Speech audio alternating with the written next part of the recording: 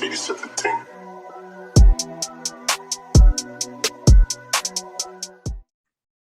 Hello, everybody. Welcome back to another episode of the Liberators Podcast. Today, we have a very special guest, Ms. Kayla Strong, who is originally from St. Louis, Missouri. She graduated valedictorian from McClure North High School, where she had volunteered in her community at Girls Inc. and remained active on the student council, all while being a two-sport athlete. Upon graduation, she enrolled in the dual degree chemistry, chemical engineering program. As a dual degree major, Kayla Strong began the first portion of her academic career studying chemistry at Xavier University of Louisiana. While there, she worked in the NASA lab, where her project's goal was to synthesize completely solid lithium batteries. During her summer, she landed various internships. She was a research intern at NASA Goddard Space Flight Center and NASA Greenbelt, a maintenance engineer at Dow, and a process engineer at Folgers. She was a student leader at Xavier, volunteering with the Girl Scouts and STEM NOLA, taking multiple positions with the National Society of Black Engineers, and more. In 2018, she then transitioned to Tulane University to fulfill the second portion of her program, studying chemical engineering. She graduated with both a bachelor's degree in chemistry and chemical engineering, respectively, while joining Delta Sigma Theta Sorority Incorporated. Upon graduation, she received an offer for a full-time position as a build technician in the lab of Xavier University of Louisiana, where she would continue her research on solid lithium batteries, focusing on the synthesis of solid polymer electrolytes. In November 2020, she received and accepted an offer from Hill's Pet Nutrition, a Colgate subsidiary, to come on as an operations engineer at Hill's Pet Nutrition, where she was responsible for managing capital projects, supporting daily plant operations, and managing the technology transfer process for all of the raw and processing areas. In her spare time, she enjoys exploring new hobbies and spending time with family and friends. Please join me in welcoming our guest for today, Ms. Kayla. How you doing? Good. How are you? I'm doing good. You have quite a record. I know, typing. When people ask you about yourself, you suddenly forget everything that you've ever done. Right. So I just started typing out random things, and then I sent it to a couple people. I was like, "Can y'all help me get this together?" Yeah, but I think it's so important because a lot of times, we don't take the time to really enjoy or think about that things that we have accomplished and how far we have come. So yeah, and being a Black woman, we don't really talk on ourselves like that. Right. So it's just stepping out of that comfort zone as well, of having to talk about yourself. Yeah, I feel that for sure, because a lot of people, like when I do a podcast or something like that, they'll tell me, "Oh, don't read the whole bio." I'm like, I'm reading the whole bio, because it's something that you work to obtain. So I think it's important that, everybody hears the journey and know that it's possible for them to do it as well. Today, we'll be talking about deciphering the journey of a chemical engineer. And usually at this point, I'll ask a little bit about for you to elaborate on your journey, as well as the road that you had to take in order to become a chemical engineer. Okay, yeah. I would say my journey is pretty non-traditional. So when I entered school, I wanted to be a dentist. I was dead set on being a dentist. I was like, "Oh, I'm gonna be a dentist. Let me go to Xavier, where they produce #1 Black doctors, and be surrounded by fellow people that want to be dentists." Got to school. I was like, I don't want to do bio pre-med. I don't want to do chem pre-med. So my mom was like, "Oh, try this chemical engineering." Saw that Xavier had the dual degree program. I was like, "Oh, that's a win on top of a win. Get 2 degrees, and I'm going to end up in the top doctoral program for dentists." Right. My first semester, I took my engineering courses. I was doing the prep classes that Xavier has for the pre-med students, pre-dental, all that's pre-medical doctors. And I just wasn't liking it, what I was finding out. And I still love the idea of that was the reason why I wanted to be a dentist. Everybody was like, "Oh, why?" I'm like, I love the dentist and I love being in people. Like I love seeing straight teeth. I love messing with people's mouths. Like I was the one who pulled my siblings' teeth.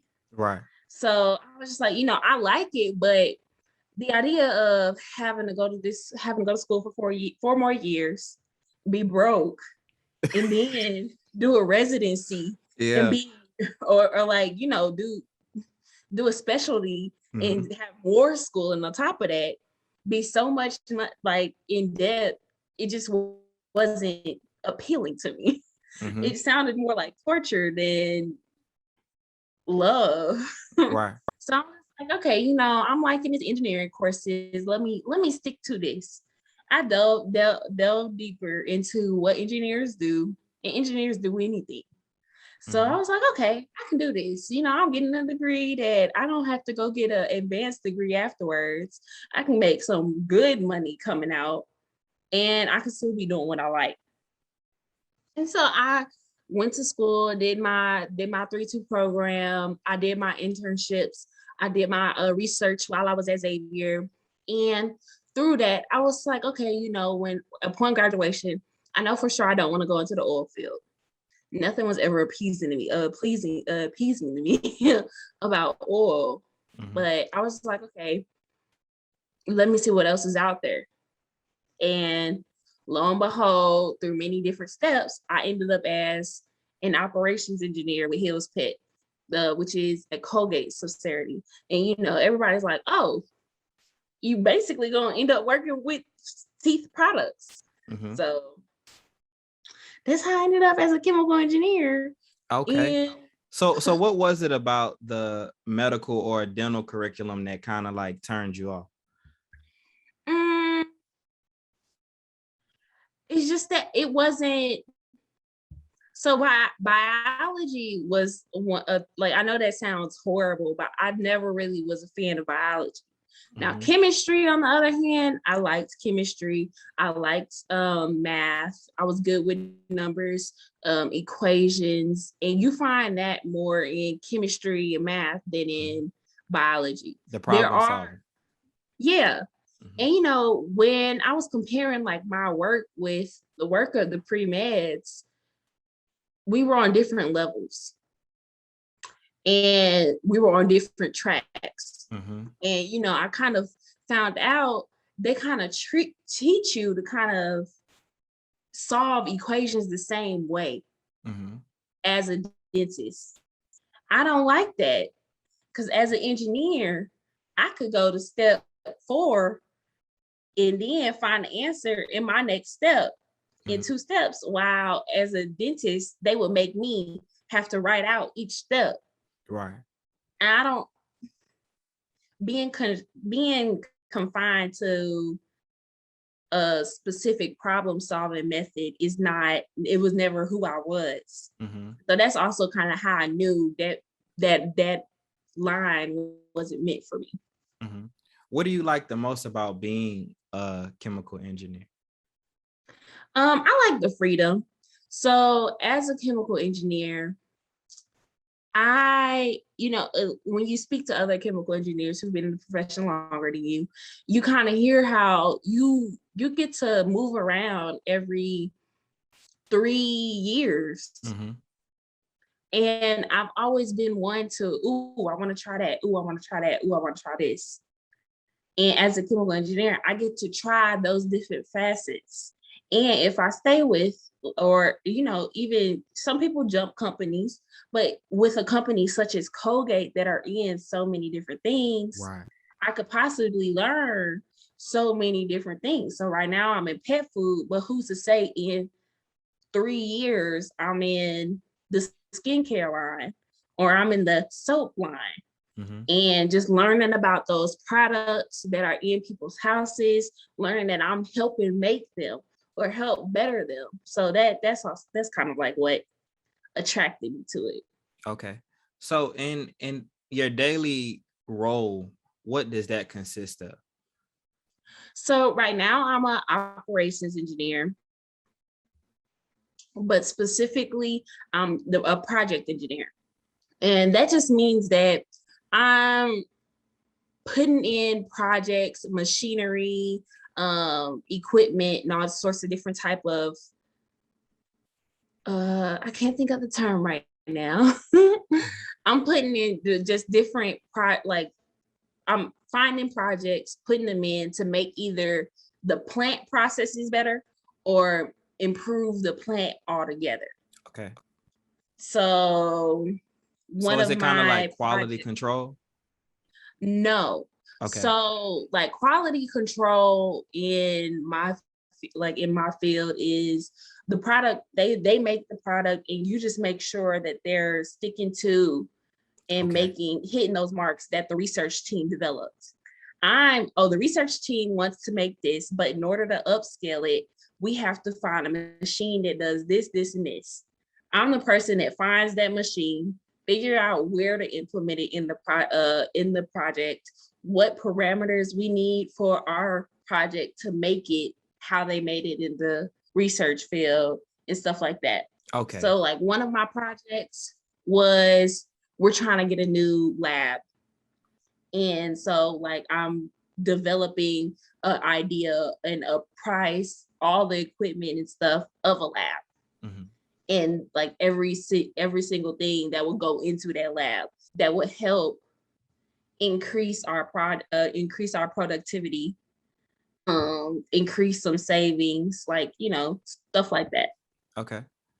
For like the students or the listeners that are in high school or even in college and they're not really 100% sure about what they want to do, or maybe they have interest in chemical engineering to make like a career change or something like that, what skills or experiences do you feel that they need to develop in order to be successful in that career? So in high school, I would say, honestly, just finding the different organizations. So we have NOLA, mm-hmm. and we have NSBE.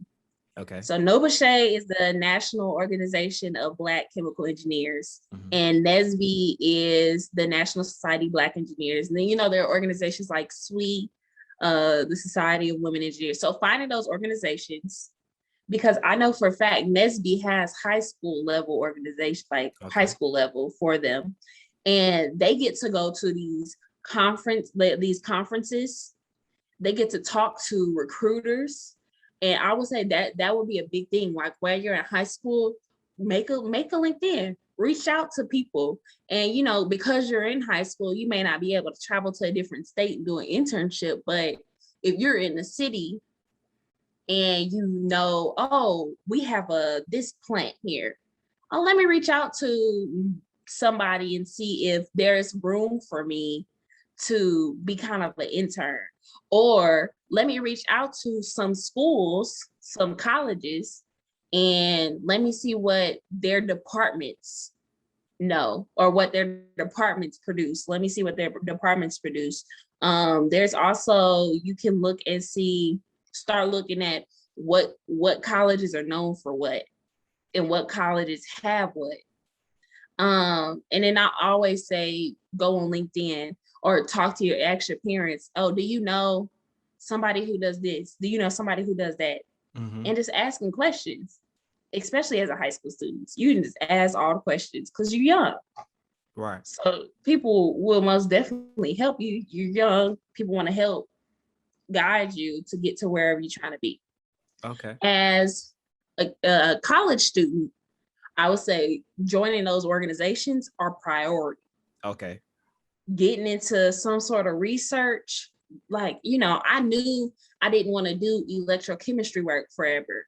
So, mm-hmm. Although while my battery research was great, it taught me a lot about the lab and it helped me get my summer internships while I was in college.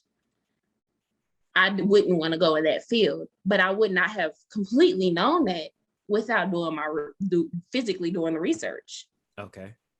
And, some people aren't going to just understand like the maths. They're not going to understand those courses right off the bat, but don't get upset. Don't get deterred if you don't understand it while you're in the courses. Mm-hmm. Reach out to upperclassmen. reach out to your professors, especially as a Black student. So if you go into a HBCU, it's easier as an engineer at a HBCU to kind of reach out to the professors and get help, because those professors 9.9 times out of 10 want to see that person succeed no matter what degree you're in. Mm-hmm. But at a PWI, it is so difficult as an engineer, as a Black engineer. Okay. At the PWI I went to, I was literally told by one of my professors, you changed what we thought about Xavier students. So what did they think initially is my question. Well, before I even started, another professor, before I started at my PWI, another professor told me I don't predict much success, talking about me in the program. Okay. And so what was their reason for saying that? Because I was taking courses out of order in order to make sure I graduated on time. Okay. And I was adamant on it, because when I was coming in, he was like, oh no, you can't do that. I was just like, well, my scholarship is for 2 years. And I told him, unless you all are paying for any extra years, mm-hmm. I'm going to take these courses out of order and I'm going to graduate on time. Right. And I graduated not only on time, but with a good GPA as well. Mm-hmm. That was pretty successful, you say to me. Yeah. But and I think sometimes it's just like that gap of them not understanding completely. You know, if what you see traditionally is a white male student, it can, you know, it's not that, it's just that sometimes they don't, I'm not going to even say that they don't understand. I'm not even going to say that. You know, because I'm the more that I go through school and things like that, I find that to not really be 100% true. I think it's just sometimes it's a judgment, you know, a stereotype that they will place on Black students, you know, that are coming into a program. You know, a lot of people have this mindset that the HBCU is easier, but I can personally attest to the fact that HBCUs are probably twice as hard, because they understand the perception that we'll face once we graduate. You know what I mean? Of, you know, looking at, oh, you had a Black education, an HBCU education. So they over prepare, you know, they put us through more work, you know? So I just think that sometimes it's that gap of sometimes people don't want to understand what they don't traditionally see. So, you know, that's definitely an interesting point. And you also have, like, while we're at the PWIs, you know, sometimes it's more difficult for us to even go talk to a professor and be like, hey, I'm not understanding what you talked about in class today. Right. Because it's difficult for you to relate to that person as a person. And if you don't relate to your professor as a person, you already got that kind of boundary of, right, and a kind of disconnect. Right. And so I, you know, because I transferred into my PWI junior level, it was my 4th year in college. They already had the students, my peers, had their cliques formed. They had those relationships with those professors already formed. Mm-hmm. And so when I came in, I was facing that boundary as well. Right. Y'all already got these cliques, y'all already got these relationships, and they didn't accept me for real. Because another Black student, he transferred at the same time as me. They, like, small things like this, they added him to the group message. And he was like, oh, do you want to be in the group message? I was just like, there's a group message? What group message? Yeah. You know, small things like that makes you feel like you're not welcome at that school. Mm-hmm. And just by not feeling welcome, it's really hard to push through. Yeah.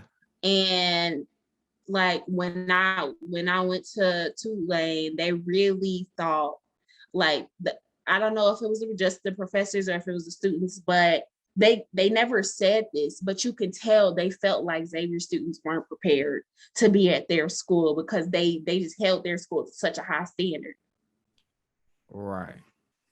And that's just, that's just one of those things that unfortunately is like that's the way that the culture of those schools are, designed and upheld, unfortunately. And I think it's just always an uncomfortable position of feeling like, is this professor or is this department doing this to me because I'm Black?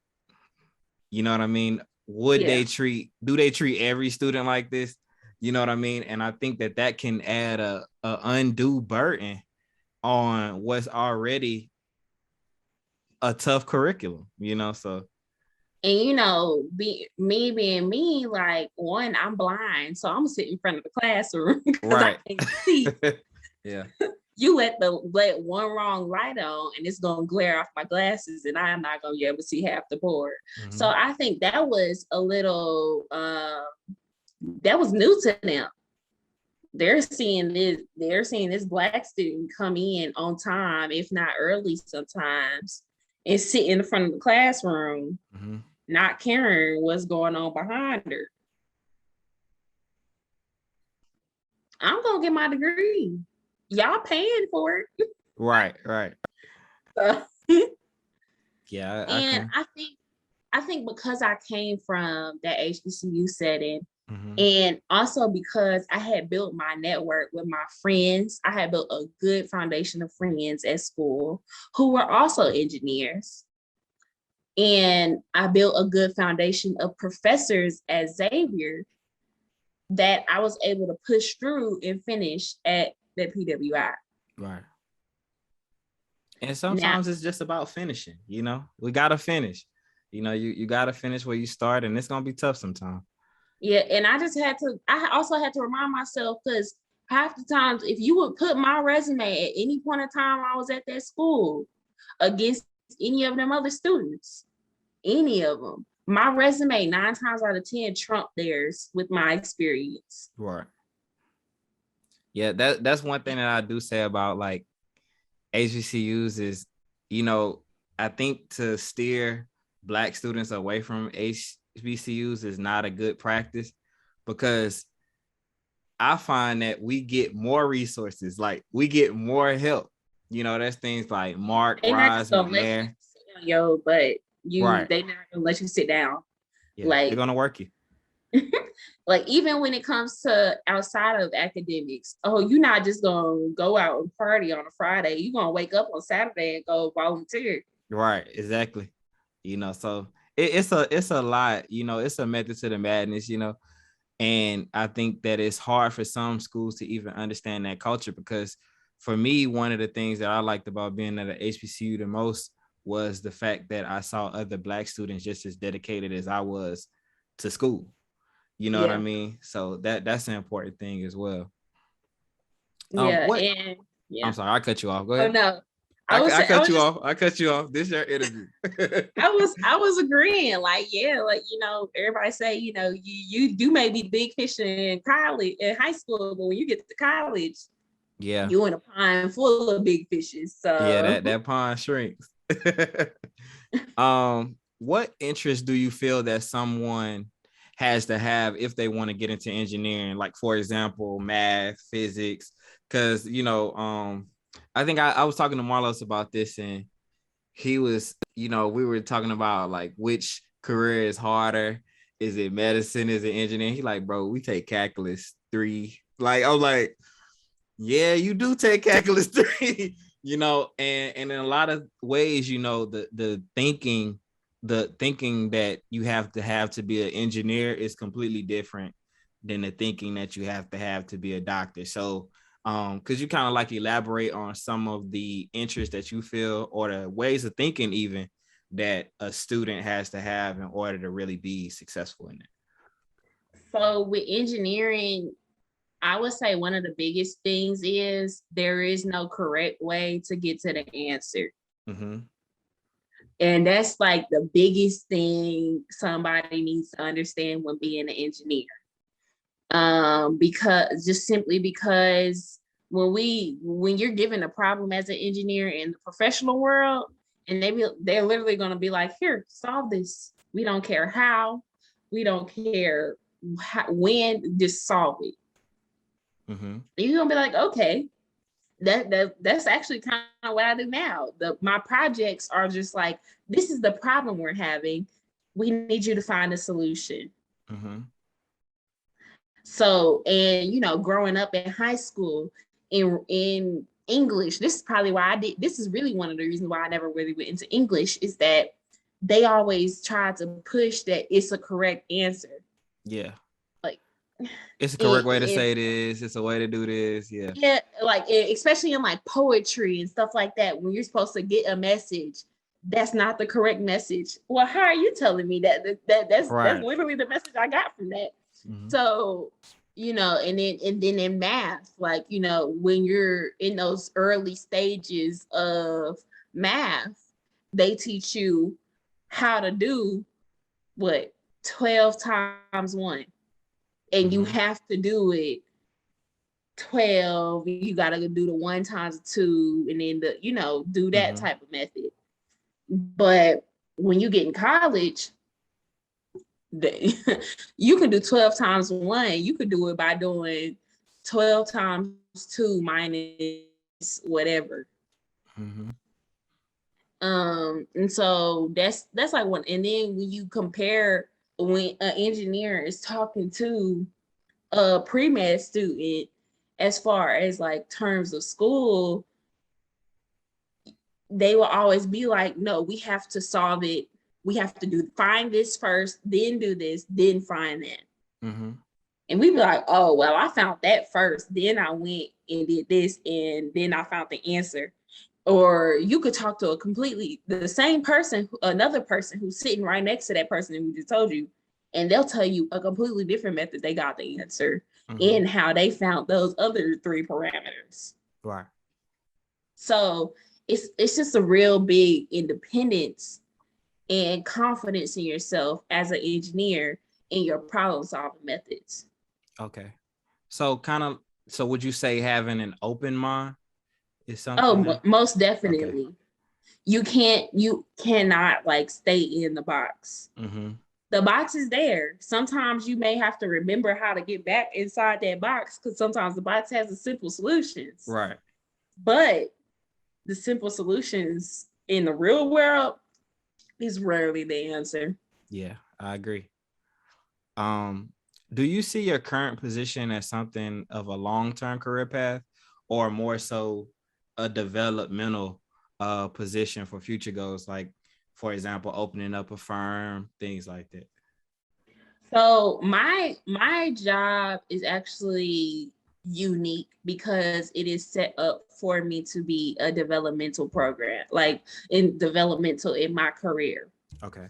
So my overall title is an operations engineer, where I spend about a year as a project engineer, and then I'm going to be shifting into a team leader role, where I'm basically running my shift for the plant, making sure we're making what we need to make, managing all these people. Okay. And so that's supposed to help me learn the various facets of the company and of operations and engineering, so that I can be able to take those skills and apply it to a higher level in 3 years. Mm-hmm. So that's why I really liked the job when I applied for it. Like, I liked what it was doing when I was in the interview stages and they were explaining it to it. I really liked that about it. Okay. Tell us about some of the benefits of being a chemical engineer, like, I guess, pay, work-life balance, health insurance. All of these are things to think about, when you're thinking about a career, job security, even, just some of those things. So when you are in college, they don't tell you, like, once you graduate, adulting hits hard. Very difficult. If you don't go to grad school, and even if you go to grad school, adulting hits hard. Mm-hmm. And so as a chemical engineer, one of the benefits that I just always knew was after this bachelor's, depending on what I did and where I went, I could probably make it 6 figures. Mm-hmm. You can't tell me that's not a good. Mm-hmm. It's not a good. And when I hear other fields starting pay, I'm just like, oh, okay. I mean, I guess, Like, and when I was in college, I was shocked. People was like, "Oh, I got this internship." Da, da, da. I'm like, "Oh, cool. How much it pay?" They'll look at me like, "It don't pay." I'm like, "What you mean?" Doing an internship that don't pay? Oh, okay. Like one of my internships paid me $30 an hour, and I was able to get overtime. Right. So, like, you see where I was like, oh, I went down the right path. Right. But then also, depending on what area you're going in, now the time off may not always be the greatest. Mm-hmm. So where I'm at, I got 15 days of vacation time this year, plus a floating holiday is what they call it. They usually people take it on their birthday, but some people will save it to take it later or earlier. So things like that, like you got to have a good work-life balance. Right. So you have to. The vacation time was something I needed to look at because I'm not about to work 360 days a year to only have 2 days off. Mm-hmm. Right. So, and people can say, "Oh, they can pay me out of money and I don't need time off." You need time off. Burnout will happen. It's real. In anything. Yeah. It's real. So that was another benefit. And then as far as like vision, like all the insurances and stuff, I'm still learning that.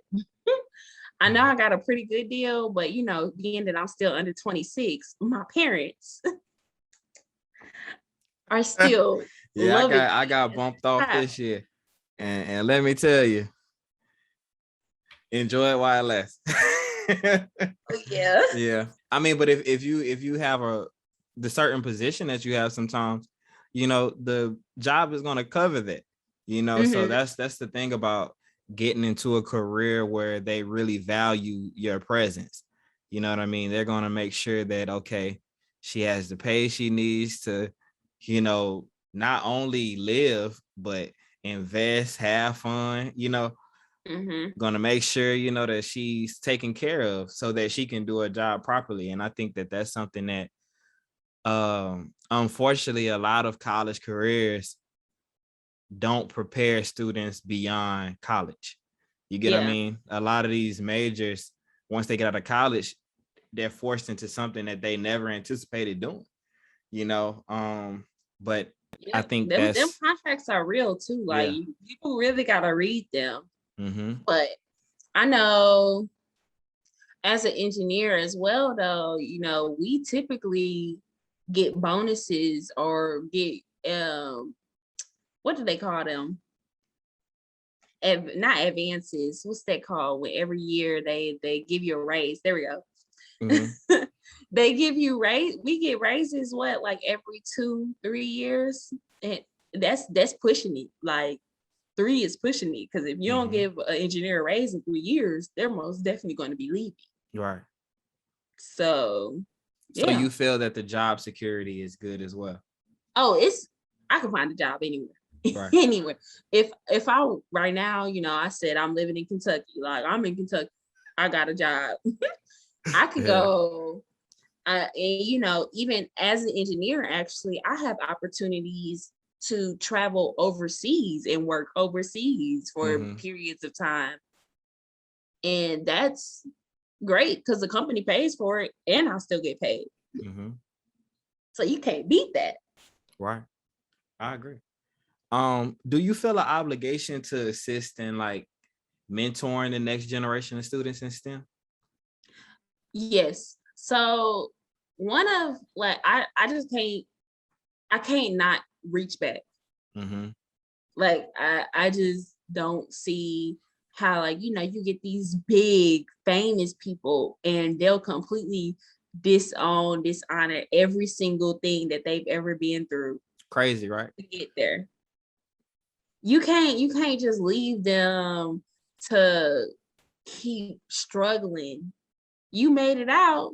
Mm-hmm. Figure out what steps you did that you can make permanent to help other people behind you, so they don't have to get over those steps. The step is built. They don't have to rebuild that step. So I'm always looking for ways to help and mentor people. I know it's on various different things. So when I was at Xavier, I was participating with Girl Scouts in STEM NOLA. Mm-hmm. So I was helping with STEM NOLAs, particularly giving STEM education, fun education to the Black community. Shout out Dr. Mackey. Yes, Dr. Mackey is a real one. And the fact that he's continuously growing that program, mm-hmm. I hope to see it worldwide one day, because it's such a good program. And, you know, I believe in things like that. So I also make sure when I go home, if I haven't been able to because of COVID, but when I go home, I try to go back to my high school and talk to them. Mm-hmm. I go see my favorite teacher, one of my favorite teachers, who, whenever we are all in town, anybody from our classes, he'll be like, hey, can y'all come talk to my juniors? Mm-hmm. And we'll be like, yeah, why not? Of course. And it helps. Just simply for letting them have that one-on-one real talk with people. Like that, and that's really what we need to start doing, is having real talks with high schoolers, real talks with people younger than high schoolers, mm-hmm. and telling them, you know, like, it is hard. It's not going to be lollipop, gumdrops, easy gold brick road. Mm-hmm. It's going to be difficult, but it's going to be worth it because you're not going to be alone. And ultimately, you know, I have plans of, I want to start scholarships when I'm more financially right. because I'm still learning how to adult properly. Mm-hmm. But, you know, I want to do those scholarships. I want to be more involved with a summer camp that used to help me mm-hmm. get away and do something over the days. So the Girls in St. Louis, I volunteered there as a high school student, and they have girls from 2-year-olds to 12, 13, 14. Mm-hmm. And they teach them all sorts of skills.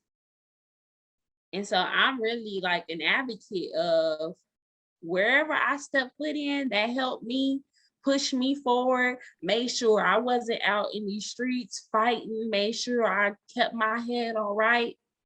I'm going to go back, see who needs help. Mm-hmm. And right now, one of my big things is, because I'm still so close to college, college age, and I have those accesses, I'm still helping those people. I know when I got this job, when I was looking for jobs, if I would hear about an internship opportunity, I was sending it to those people who were a year, 2 years, 3 years, like people who were still in college that I knew would be looking for internships. Mm-hmm. I'd be like, hey, I just got this opportunity. Somebody just sent me this. Here's for you, and share it with whoever you need to. Mm-hmm. And, you know, I always make it known to, like, as I get more friends in the professional field, oh, you know, like, let's talk. Let's make sure we're communicating. Let's make sure we're like letting those people know when internships pop up. Let's make sure they know like when the next step or how to help them get to the next step pops up. Mm-hmm. So there's no other way but to give back. I agree with that, because I did a program similar to that. It was like math and science, Outward Bound, mm-hmm. and high school, and it really changed. I don't think that I would have been as successful as I was in college without that program, because I just would have had no clue as to what college could really be, or so I think it's very important.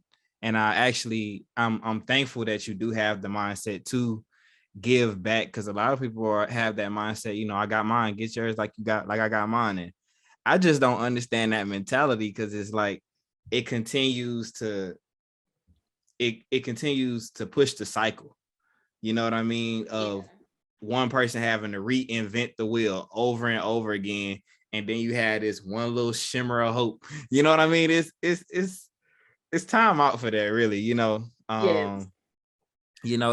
It's more important for us to actually make it easier for the next generation, you know what I mean. I have this mindset that I don't want my kids to, I'm okay with them working as hard as I work, but not struggling as much as I struggle. You know what I mean? That's the difference that people don't know. Mm-hmm. People's like, well, I worked hard for it. When in reality, like they should work hard. When in reality, they're saying, oh, I struggled. That everybody else needs to struggle because I struggled. Yeah, that makes no sense. And that's just like, you need to go talk to a therapist about that. Yeah. Because it hurts you. Right. And I can understand why that hurts you, but you don't need to inflict that hurt onto others. Right, I agree. Because others may not be able to handle that hurt how you did. Exactly. So, yeah. So what does the next 5 to 10 years look like for you?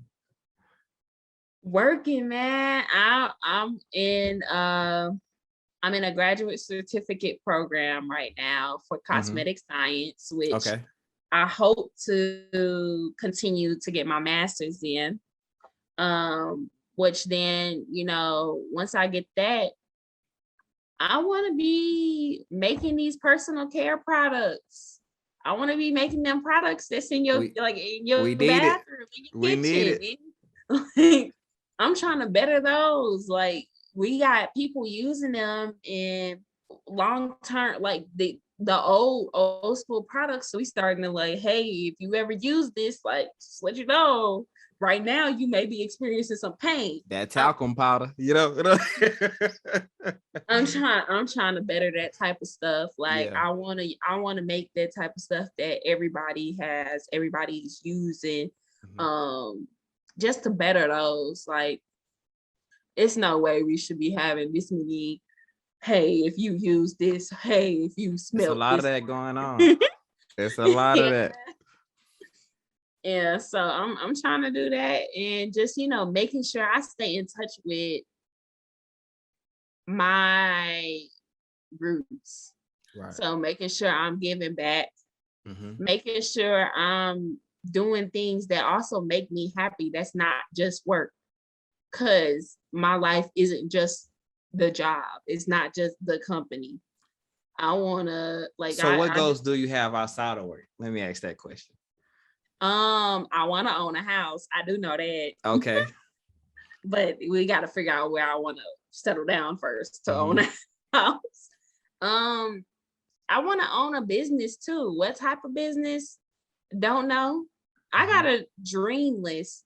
Anytime I have a dream or I think more than once about something, I write it down. It could be a crazy idea, but I'm gonna write it down because it could go somewhere someday. So just exploring my hobbies more,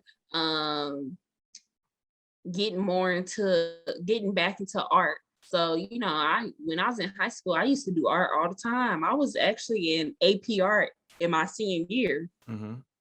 But now, I was in college. I don't got the money for art supplies. Yeah. Art supplies not cheap. Yeah. But now I'm out of college.